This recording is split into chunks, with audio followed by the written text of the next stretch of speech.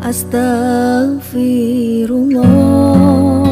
Ketika Nabi Shallallahu Alaihi Wasallam berada di kota Mekah dan belum terjadi hijrah, kita tahu bahwa tantangan dakwah yang dihadapi Rasul teramat sangat berat. Banyak penduduk Mekah itu menolak dakwah Nabi. Begitulah Nabi Shallallahu Alaihi Wasallam diuji dalam dakwahnya, sehingga banyak para sahabat akhirnya terpaksa hijrah, terusir dari negaranya sendiri. Sebagian mereka hijrah ke Habasyah sampai 2 kali, dan belakangan kemudian hijrah ke kota Yathrib yang belakangan disebut kota Madinah. Lah Nabi Shallallahu Alaihi Wasallam pun kemudian hijrah bersama rombongan para sahabat yang lainnya menuju kota Madinah. Akhirnya Nabi Shallallahu Alaihi Wasallam menetap di kota Madinah. Selama di kota Madinah banyak terjadi peperangan antara Nabi Shallallahu Alaihi Wasallam dan orang-orang kafir Quraisy. Di antaranya perang yang sangat masyhur, perang Badar Kubra, kemudian juga perang Uhud dan perang-perang yang lainnya. Sampai pada waktunya ketika Nabi Shallallahu Alaihi Wasallam hendak melaksanakan umrah bersama sebagian kecil para sahabat, kemudian dilarang dan diancam, yang berakhir dengan sebuah perdamaian yang dikenal dalam sejarah sebagai Sulhu Al-Hudaybiyah, yang diantara bulir kesepakatan dalam perdamaian itu untuk tidak saling menyerang, untuk tidak saling berperang, sehingga akhirnya kedua belah pihak mendapatkan kedamaian hidup, baik dari kubu orang-orang Quraisy yang tadinya mereka sulit untuk melakukan perniagaan ke Syam karena bagaimanapun harus melintasi kota Madinah. Terkadang ketika masih kondisi bermusuhan dan berperang dan belum ada perdamaian, mereka kesulitan karena akan berhadapan dengan tentara Nabi Shallallahu Alaihi Wasallam dalam perjalanan niaga mereka ke Syam. Begitu juga sebaliknya, sehingga akhirnya Nabi Shallallahu Alaihi Wasallam punya peluang, sudah tidak disibukkan lagi kemudian dengan perkara orang-orang kafir Quraisy, dan Rasul menyibukkan dengan berdakwah ke kabilah-kabilah yang ada di sekitar Yathrib, sampai menyurati beberapa raja seperti Najasyi, raja Ethiopia, kemudian Kisra, raja Persia, termasuk juga kisah yang kita akan kisahkan, surat dakwah kepada Herakli, seorang pembesar Romawi.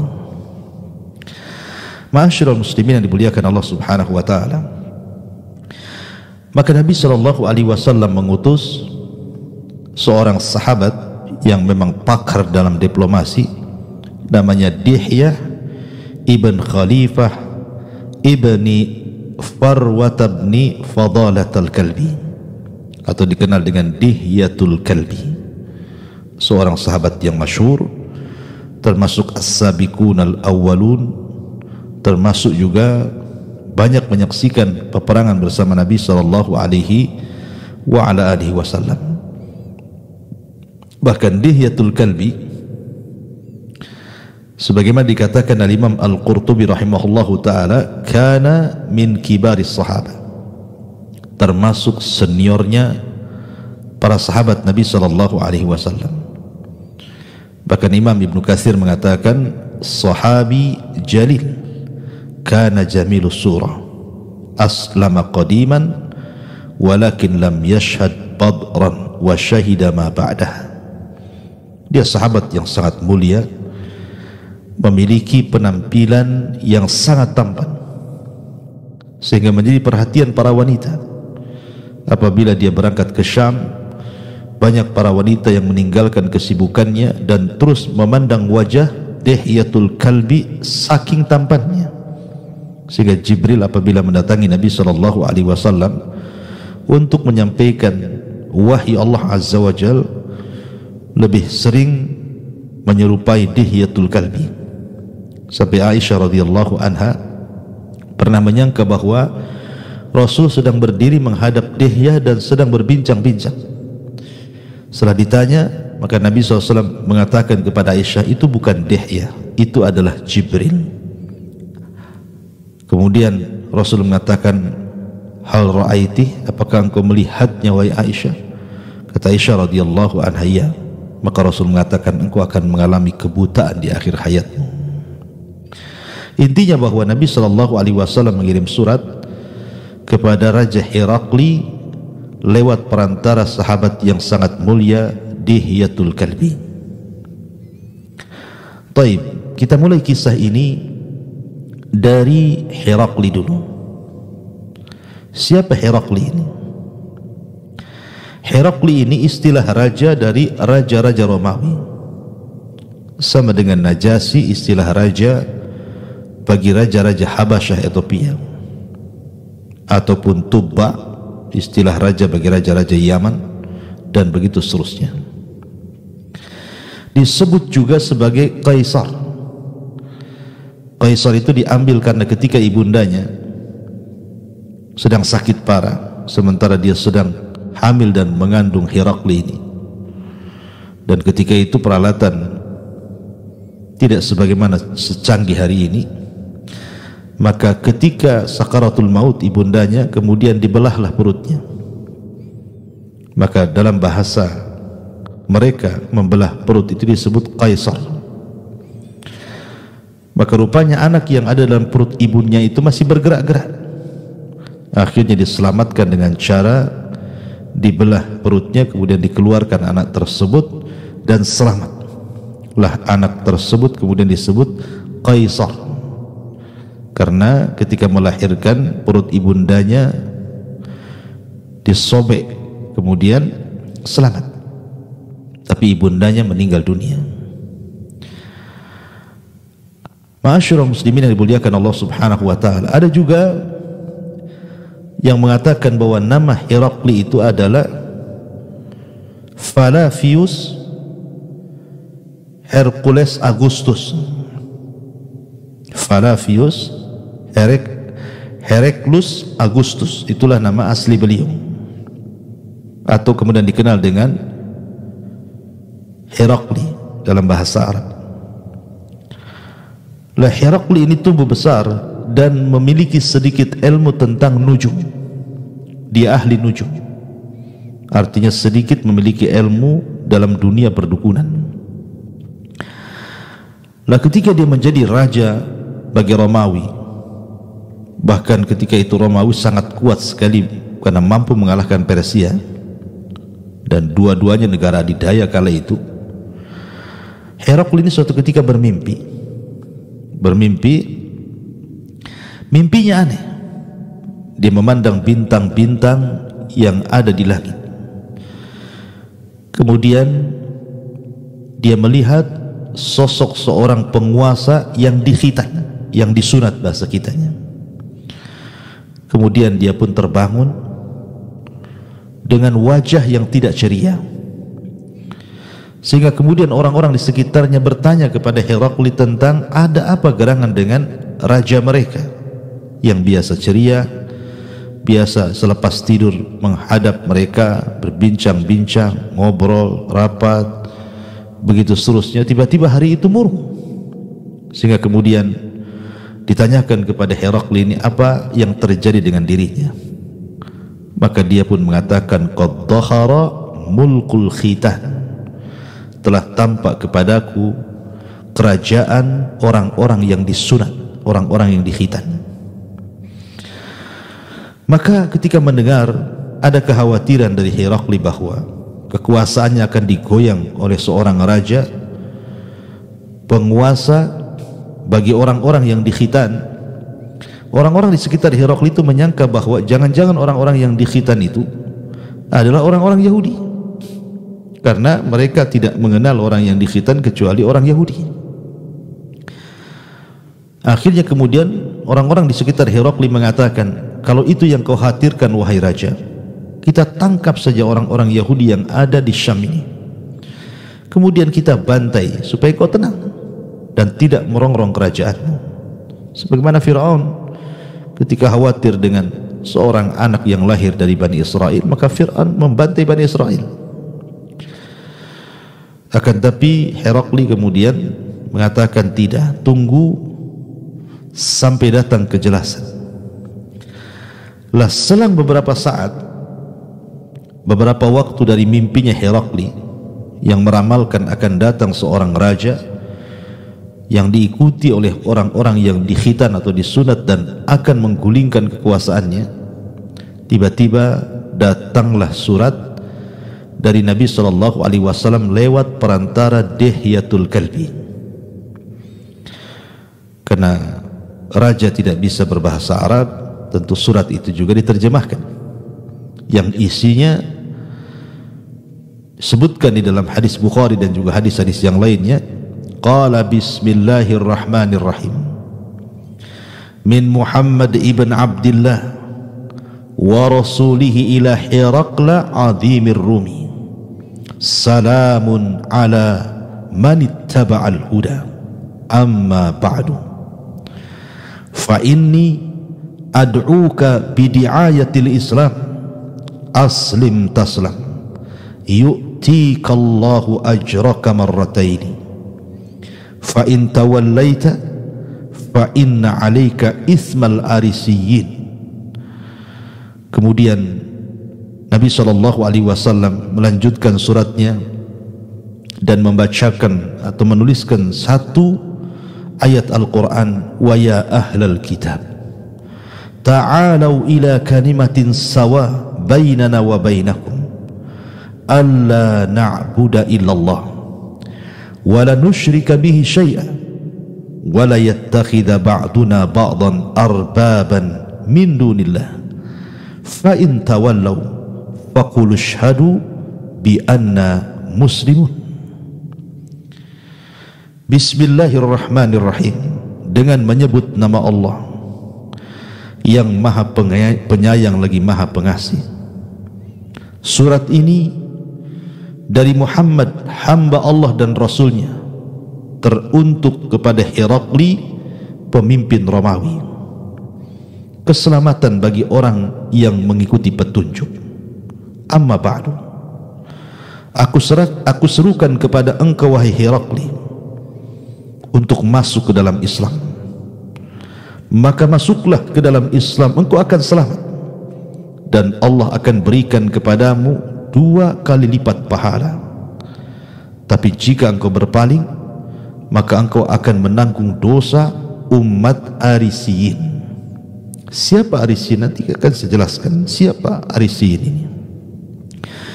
Kemudian Nabi SAW mencantumkan ayat, wahai ahla kitab, orang-orang yang diberikan kitab, kemarilah kepada satu kalimat yang sama antara kita dengan kalian, agar kita tidak boleh menyembah kecuali kepada Allah, agar kita tidak menyekutukan Allah dengan sesuatu apapun, agar jangan sampai sebagian kita mengambil sebagian yang lain sebagai sesembahan selain daripada Allah Subhanahu wa ta'ala.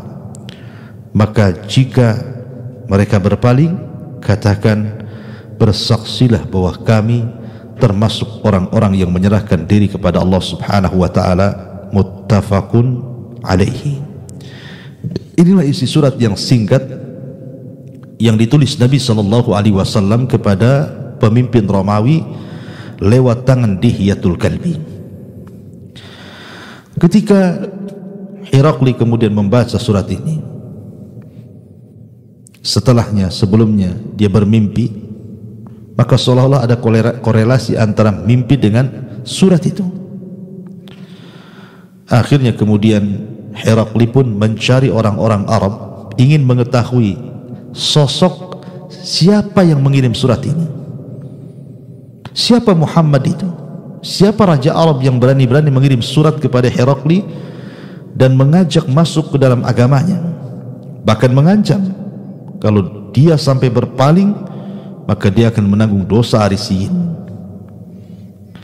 Ma'asyiral muslimin yang dimuliakan Allah Azza wa Jalla, kebetulan ketika itu rombongan Abi Sufyan yang sudah lama tidak berniaga ke Syam membawa 30 anggota para peniaga, para pembisnis yang dipimpin Abi Sufyan, berangkat dari Mekah ke Syam untuk membawa barang-barang dagangan dari Mekah dijual di Syam. Lah ketika itu Raja Herakli memerintahkan kepada pasukannya untuk mencari orang-orang Arab yang berasal dari orang yang mengirim surat itu. Akhirnya kemudian ditangkaplah Abi Sufyan dengan 30 anggotanya dan dihadapkan kepada Raja Herakli. Di sini terjadi hiwar yang sangat agung, yang sangat besar antara dialognya Abi Sufyan dengan Herakli yang dicatat dalam sejarah sebagai dialog terbesar, karena dialog ini syarat dengan pelajaran. Maka karena Abi Sufyan berbahasa Arab, tidak paham bahasa Romawi, begitu juga sebaliknya, maka Herakli memanggil penerjemahnya. Kemudian Herakli meminta kepada penerjemahnya untuk bertanya kepada rombongan Abi Sufyan ini. Salhu, tanya kepada dia tentang siapa yang paling dekat nasabnya orang-orang yang datang ke Syam bersama orang yang mengirim surat itu, Nabi SAW. Maka orang-orang pun kemudian mengisyaratkan kepada Abi Sufyan. Kenapa Herakli bertanya soal siapa yang dekat nasabnya? Karena kedekatan nasab tentu akan lebih mengenal sosok siapa orang tersebut. Akhirnya kemudian Abi Sufyan pun dihadapkan kepada Raja Herakli, kemudian berdialog yang dicatat dalam beberapa referensi buku hadis, diantaranya Bukhari dan yang lainnya. Maka kata Herakli kepada penerjemahnya, Salhu, tanyakan dia, kaifa hasabuhu fikum, bagaimana nasabnya? Maksudnya Nabi SAW yang mengirim surat itu, bagaimana nasabnya? Apakah dia dzu nasabin? Apakah dia memiliki nasab yang mulia, nasab yang terhormat? Maka Abi Sufyan menjawab, huwa fina dzu nasabin. Ya, dia adalah orang yang hidup di antara kami dan dia memiliki nasab dan hasab yang baik, yang terhormat lagi mulia. Kemudian Herakli bertanya lagi, hal kana min abaihi mulkun, apakah orang yang mengirim surat kepadaku, maksudnya Nabi SAW itu, bapaknya seorang raja? Maka Abi Sufyan mengatakan, lah, tidak. Kemudian kata Herakli bertanya lagi, hal kuntum tattahimunahu bil kadhibi qabla an yaqul ma qal, apakah kalian menuduh orang tersebut suka berdusta sebelum kalian berusaha menjelek-jelekan dia? Karena tahu Abi Sufyan di mata Herakli adalah musuhnya Nabi SAW. Maka Abi Sufyan mengatakan, la, tidak, dia tidak pernah berdusta. Kemudian Herakli bertanya lagi, man yattabi'u, siapa yang mengikutinya? Asyrafun nasi am du'afa'uhum, apakah orang-orang lemah di antara mereka ataukah orang-orang yang terpandang yang mengikuti orang yang ngaku nabi itu? Maka Abi Sufyan menjawab, bal du'afa'uhu amma asyrafuhum wadul ansabi fihim fala. Kata Abi Sufyan, yang mengikuti orang tersebut adalah orang-orang lemah, adapun orang-orang terhormat dan yang memiliki nasab tidak mengikutinya. Kemudian Herakli bertanya lagi, ayaziduna am yanqusun, apa pengikutnya makin bertambah ataukah berkurang? Maka Abi Sufyan mengatakan, bal yazidun, bahkan bertambah. Kemudian Herakli mengatakan, hal yartad ahadu minhum an dinihi ba'da an yadkhula fihi karhan lahu, apakah setelah orang-orang yang mengikuti Nabi tersebut masuk ke agamanya, kau dengar pernah ada satupun yang murtad karena tidak suka dengan agamanya? Kata Abi Sufyan, lah, tidak, semua tidak ada yang murtad, kalau sudah masuk susah keluar. Kemudian kata Herakli, hal qataltumuhu, apakah engkau memerangi mereka? Apakah engkau berperang memerangi dia, maksudnya Nabi yang mengirim surat kepada dia, pada Herakli. Maka Abu Sufyan mengatakan, "Na'am ya, kami memerangi dia." Kemudian Herakli mengatakan, "Kaifa kana qitalukum iya?" Bagaimana cara perang kalian melawan dia?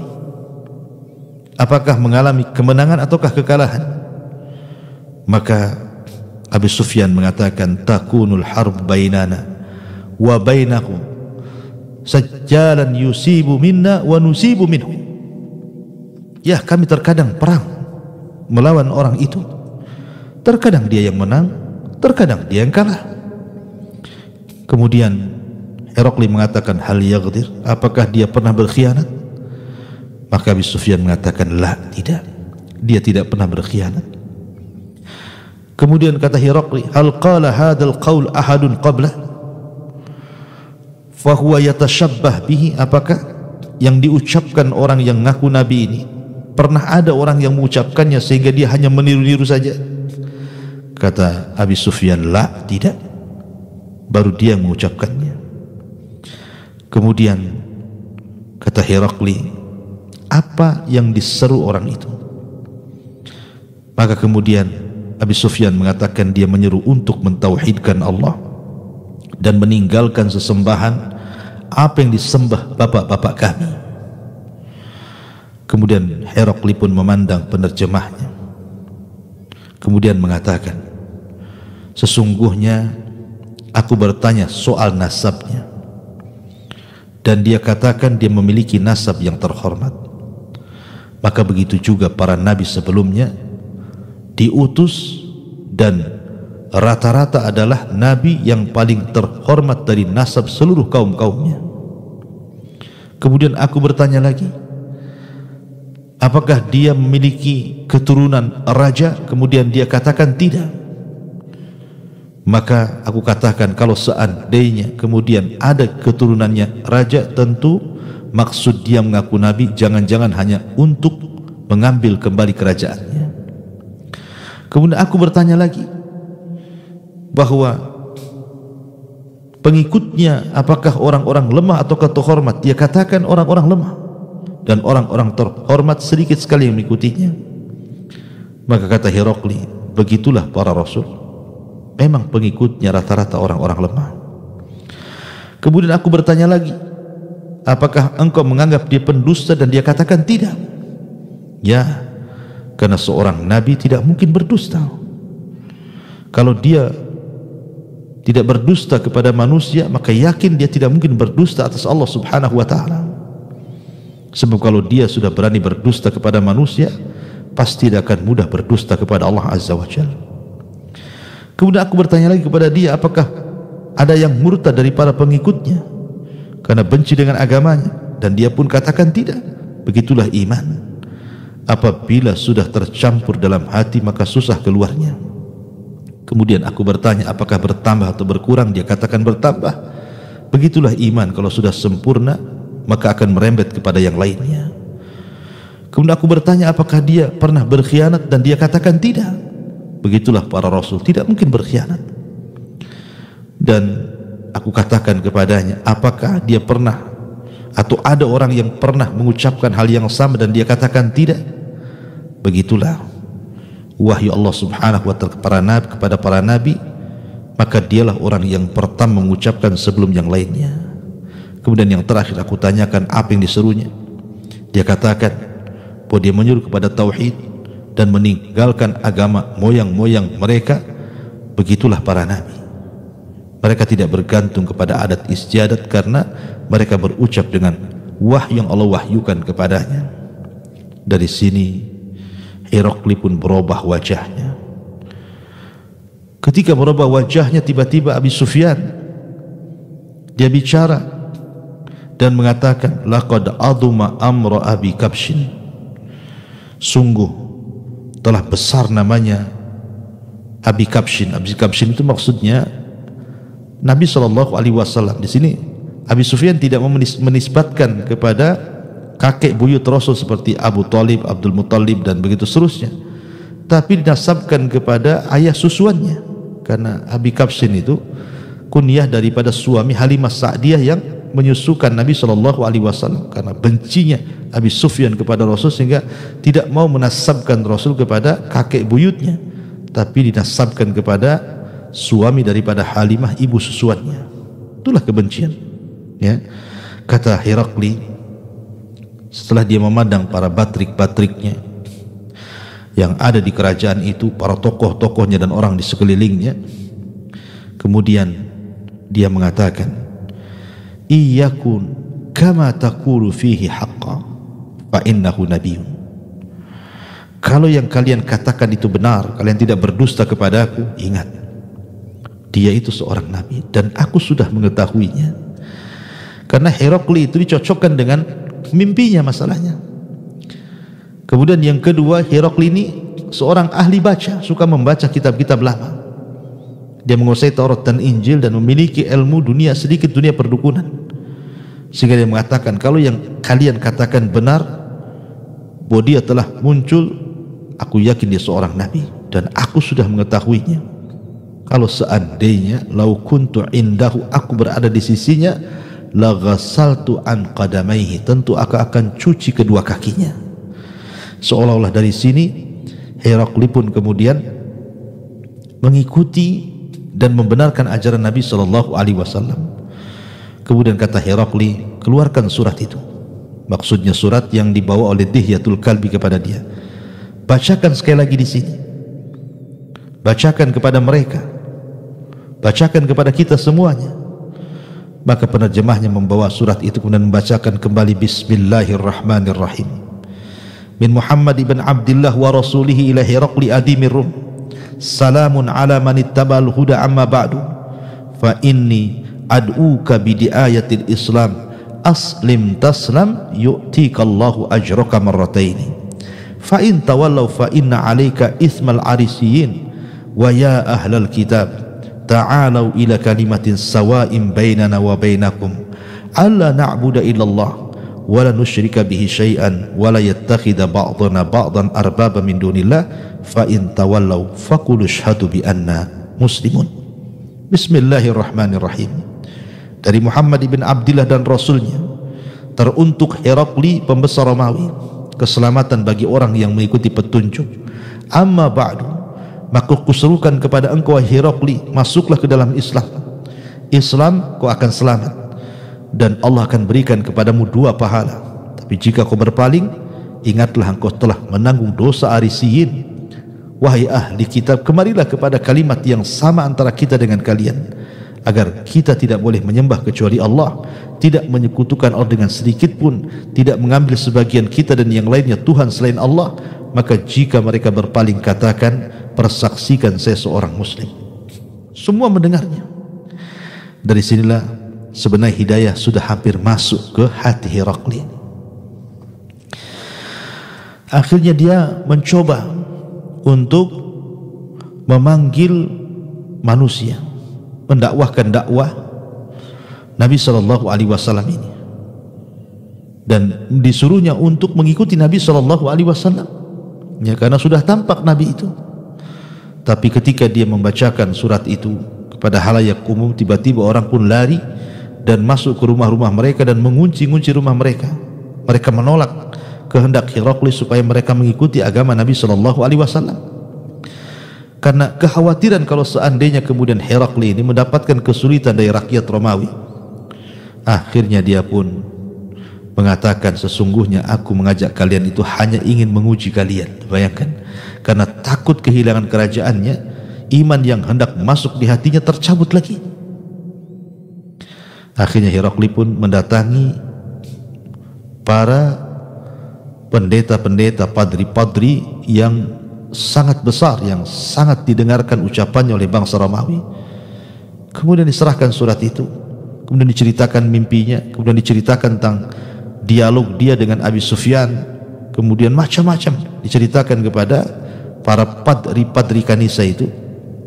Dan subhanallah, para padri itu membenarkan surat itu bahwa memang dia seorang nabi. Akhirnya kemudian para padri itu mengumpulkan para pembesar Romawi untuk diajak bergabung, tapi justru mengalami kemarahan dan para pembesar itu akhirnya membunuh padri tersebut. mendengar bahwa padrinya dibunuh, maka Herakli pun akhirnya semakin ketakutan kalau kekuasaannya akan hilang. Maka dia hanya bisa mendoakan, tapi tidak bisa apapun dengan pembunuhan terhadap padri yang sangat besar yang justru membenarkan surat dari Nabi SAW bersama dirinya. Intinya bahwa terkadang seseorang sudah hampir disapa hidayah, tiba-tiba hidayah itu berlalu dan tidak hinggap dalam hatinya.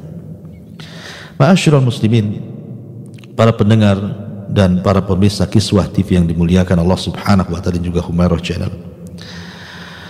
Maka dari sini Herakli ketika sudah membaca surat itu, kemudian merenung, akhirnya kemudian dia pun hampir mendapatkan hidayah. Makanya wajar kalau dia mengatakan, kalau aku berada di sisinya, ku cuci kedua kakinya, saking membenarkannya gitu ya. Tapi rupanya hidayah itu hilang kembali dari kolbu Herakli gara-gara kekuasaan. Begitulah Nabi SAW ketika mengirim surat, ada yang diterima, ada yang ditolak. Seperti yang diterima Raja Najasyi, langsung diterima dan langsung masuk ke dalam agama Rasul.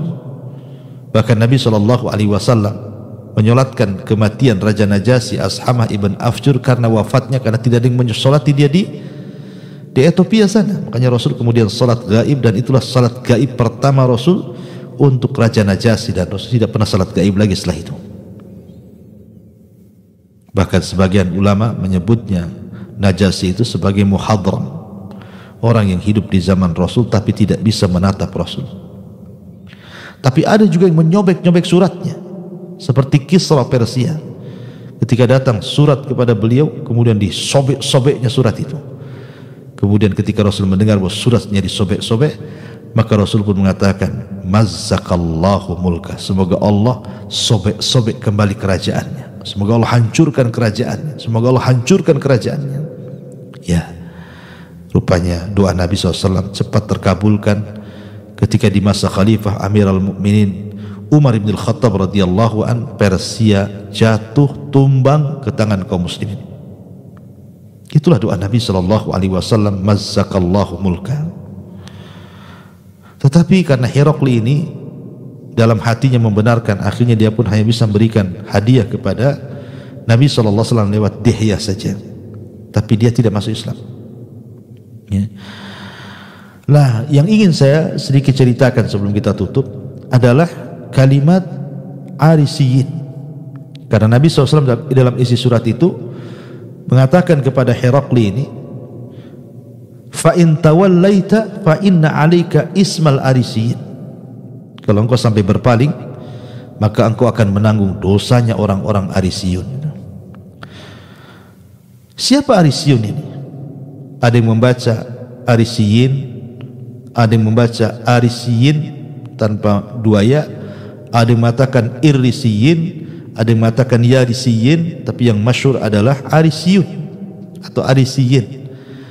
Dan itu diambil dari seorang nama, dari nama-nama Romawi yang disebut dengan Arius.